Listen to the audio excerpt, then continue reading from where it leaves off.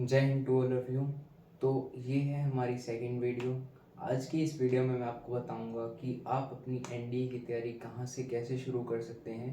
अगर आप 11th class में हैं, हिस्ट्री और पॉलिटी जैसे सब्जेक्टों को आप कैसे कवर कर सकते हैं और मैथ को आप कैसे कर सकते हैं एनडीए के लिए। तो एनडीए का एग्ज़ाम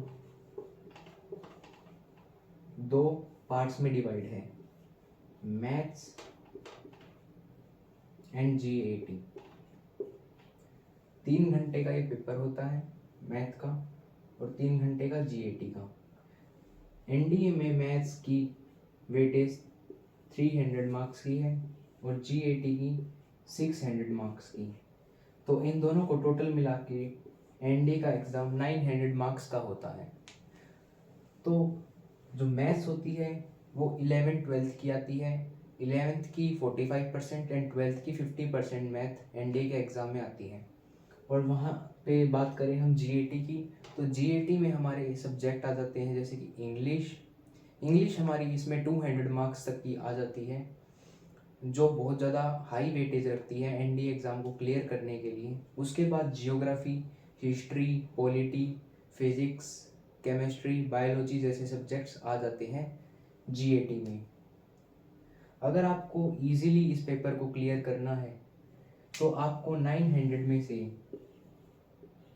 सिर्फ 400 मार्क्स सिक्योर करने हैं। अगर आप इतने मार्क्स लेके आते हैं 400 या 390 तक के मार्क्स, लेकिन आपका एग्ज़ाम 370 पे ही क्लियर हो जाएगा।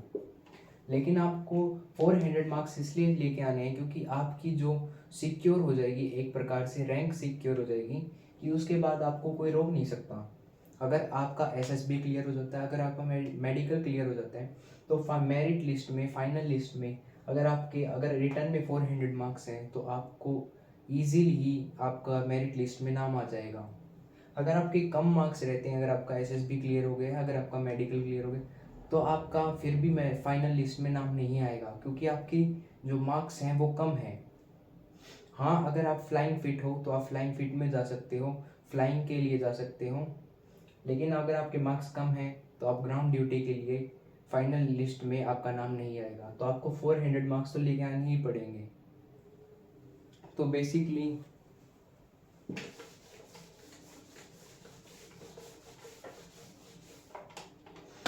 अब मैं आपको बताऊंगा कि आप कैसे आसानी से इसको कवर कर सकते हैं, कि आप कैसे इन मार्क्स को आसानी से ले आ सकते हैं। तो मैथ्स जो होता है हमारा, कि आपको भी पता है कि अगर आपको एनडीए करना है तो लगभग सभी बच्चों के पास साइंस आईडी होती है, तो वो मैथ्स को तो कवर कर ही लेंगे क्योंकि मैथ्स कंपलसरी है। तो मैथ्स तो लगभग सभी के पास होगा जो एनडीए का एग्ज़ाम देगा। तो एनडीए में मैथ्स की बहुत ज़्यादा हाई वेटेज है, 300 मार्क्स का है। तो अगर आपका मैथ्स क्लियर नहीं होता है, मैथ्स की वेटेज आपकी क्लियर नहीं होती है, तो आपका जो नेक्स्ट पेपर है जीएटी का वो भी चेक नहीं होता है। अगर आप मैथ्स की कट ऑफ को क्लियर नहीं कर पाएंगे तो जीएटी का पेपर आपका चेक ही नहीं हो पाएगा। तो सबसे पहले तो आपको मैथ्स पे ही फोकस रखना है कि आप मैथ्स को कैसे अच्छा स्ट्रॉन्ग कर सकते हैं अपना। तो मैथ्स को स्ट्रॉन्ग करने के लिए यूट्यूब पे आजकल बहुत सारी अच्छी अच्छी वीडियो हैं, बहुत सारे बैचेज अवेलेबल हैं, जैसे कि फ़िज़िक्स वाला पे बहुत सारे बैचेज अवेलेबल हैं जो एनडीए की तैयारी करवाते हैं मैथ्स के लिए। तो आप वहाँ से भी मैथ्स वगैरह की तैयारी तो आसानी से कर सकते हैं। और बाकी इसमें कुछ है नहीं, 11th-12th की मैथ को आपको बिल्कुल अच्छे तरीके से करना है। अगर आपको कोई बुक है जो प्रेफरेंस में, मैं आपको अगली वीडियो में बताऊंगा कि आप कैसी कैसी बुक्स को प्रेफर कर सकते हैं जो आपको एनडीए एग्ज़ाम में क्लियर करने के लिए हेल्प करेंगी। तो आप मैथ्स की कोई भी प्रेफरेंस बुक यूज़ कर सकते हैं, अच्छी अच्छी प्रेफरेंस बुक आई हुई हैं मार्केट में जो अवेलेबल हैं, तो आप उनको उनसे तैयारी करके भी मैथ्स की कट ऑफ को क्लियर कर सकते हैं। क्योंकि अगर आप 1 क्वेश्चन 4 मार्क्स का होता है, अगर आप 50 क्वेश्चन भी करते हैं तो भी आपके 200 मार्क्स आएंगे, जो 300 में से 200 बहुत ज़्यादा होते हैं। मतलब मैथ्स में भी 50 क्वेश्चन भी आप करके आते हैं तो भी 200 नंबर तो बन ही गए। तो इतना कुछ वो नहीं है। बात करें वहीं पे जीएटी की,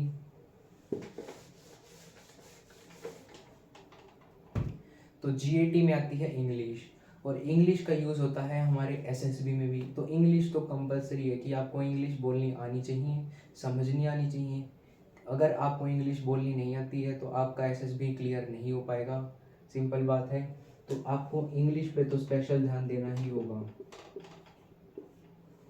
English is must to select in SSB. तो इंग्लिश की जो वेटेज होती है वो है 200 मार्क्स की, मतलब कि 50 क्वेश्चंस आते हैं इंग्लिश के 4 मार्क्स के। तो आपको अपनी इंग्लिश पे फोकस करना, आपको डेली न्यूज़पेपर रीड करने हैं, बुक्स रीड करनी है, वोकैब याद करनी है, ईडियम्स और फ्रेजेस याद करने हैं। ये आपको बहुत ज़्यादा हेल्प करेंगे आपके एसएसबी के लिए, क्योंकि मैं भी एक कैडेट ही हूँ जो अभी एनडीए की तैयारी कर रहा हूँ। एस्पिरेंट हूँ, मतलब कैडेट तो अभी नहीं हूँ, एस्पिरेंट ही हूँ मैं भी अभी, क्योंकि मेरे को भी एनडीए 2024 देना है। तो हाँ, अगर आपको भी मतलब अपनी इंग्लिश इम्प्रूव करनी है या आपको बोलना है, अगर आपको कैमरे से डर लगता है तो आप भी अपनी वीडियो बना सकते हैं, शेयर कर सकते हैं, अपना जो पॉइंट ऑफ व्यू है वो लोगों के सामने रख सकते हैं। तो आप भी ऐसी चीज़ें को ट्राई कर सकते हैं। एनिमेटेड इंग्लिश वीडियो देख सकते हैं, इंग्लिश मूवी देख सकते हैं, मतलब आप हर एक प्रकार की ऐसी चीज़ें याद कर सकते हैं। मतलब कि यूट्यूब पे भी बहुत सारे सब टाइटल्स के साथ साथ बहुत सारे जो बड़े लोग हैं, मतलब कि जैसे कि क्रिकेटर्स हैं, आर्टिस्ट्स हैं, एक्टर्स हैं, एक्ट्रेस हैं, तो इनके बहुत सारे इंटरव्यूज़ होते हैं। तो इंग्लिश में इनके जो स्पीचेस होती हैं उनके सबटाइटल्स को आप ध्यान से देखिए, उनको समझने की कोशिश करिए, ताकि आपको इंग्लिश समझने में कोई दिक्कत नहीं है। क्योंकि अगर आप जो सिंपल वर्ड है उनकी भी इंग्लिश बनाने की कोशिश करोगे तो वो भी आपको एक बार तो कंफ्यूज करेगी ही। तो सिंपल बात यह है कि आपको वोकैब और इंग्लिश को समझने में बहुत ज़्यादा ध्यान देना है, क्योंकि इंग्लिश इतनी कुछ हार्ड नहीं आएगी, लेकिन आपको इंग्लिश तो करनी ही पड़ेगी। अगर आप इंग्लिश मीडियम से नहीं है, अगर आप हिंदी मीडियम से हैं तो आपको कैसे ना करके अपनी इंग्लिश को तो इम्प्रूव करना ही होगा, इसका कोई इलाज ही नहीं है।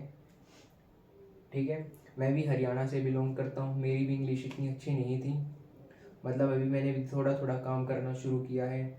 मैं भी न्यूज़पेपर पढ़ता हूँ, बुक रीड करता हूँ, वो कैब याद करता हूँ। तो आप भी वैसे मैं आपको बताऊंगा कि हम रोज़ के रोज़, अगर हम शॉर्ट्स के माध्यम से मैं आपको रोज़ 10 वो कैब वर्ड्स याद कराऊंगा मेरे साथ विद ट्रिक्स। तो आप मेरी जितनी भी वीडियो हैं उनको देखना डेली के डेली, ताकि आप उन वो कैब वर्ड्स को याद कर पाओ और वो आपके लिए बेनिफिशियल हों।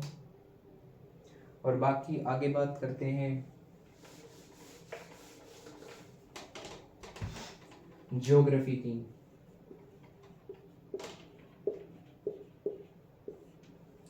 ज्योग्राफी भी 80 टू 90 मार्क्स की आ जाती है, लगभग 80 टू 90 मार्क्स की। तो ज्योग्राफी भी आप अपनी अच्छी कर सकते हैं। ज्योग्राफी के लिए भी आपके पास बहुत सारे सोर्सेज हैं, आप यूट्यूब से बहुत सारे बैचेस अवेलेबल हैं, तो वहाँ से भी अपनी ज्योग्राफी को आप सुधार सकते हैं।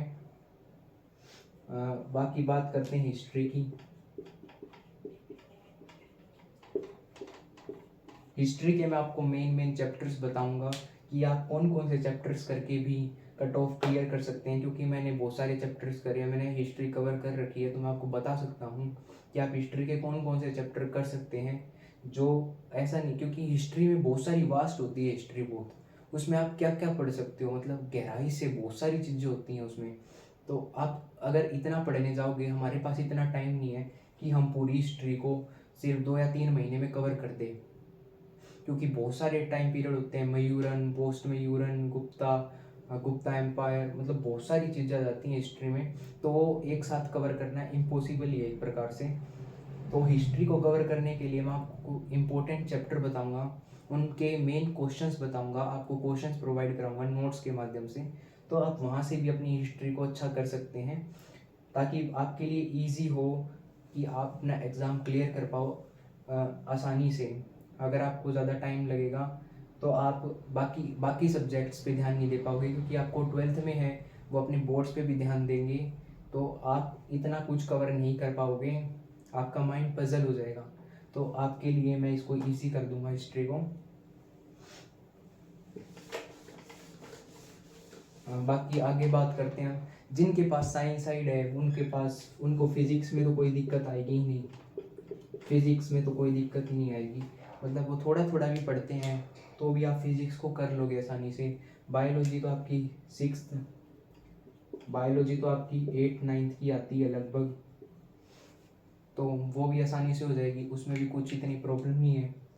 बाकी बात करें केमिस्ट्री की, केमिस्ट्री भी आपकी 9th 10th की आती है, जो आपने क्लियर कर रखी होती है लगभग, बस उसका रिवीजन करना होता है। तो मतलब इतना ही में कुछ नहीं होता। फिजिक्स को आपको थोड़ा ध्यान देना पड़ेगा अगर आप साइंस साइड से ही हो। साइंस साइड वालों को तो इतनी दिक्कत भी नहीं आएगी फिजिक्स में, क्योंकि आप स्कूल में भी अगर आप पढ़ते हो तो थोड़ा थोड़ा भी पढ़ते हो तो भी फिजिक्स आपके लिए आसानी होगी।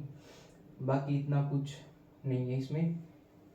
और बाकी मैं आपको और मेरी वीडियोस आएंगी जो अलग अलग, जिनमें मैं आपको नोट्स प्रोवाइड कराऊंगा और बताऊंगा कि आप कैसे इजी कर सकते हैं आपकी एनडीए की तैयारी को।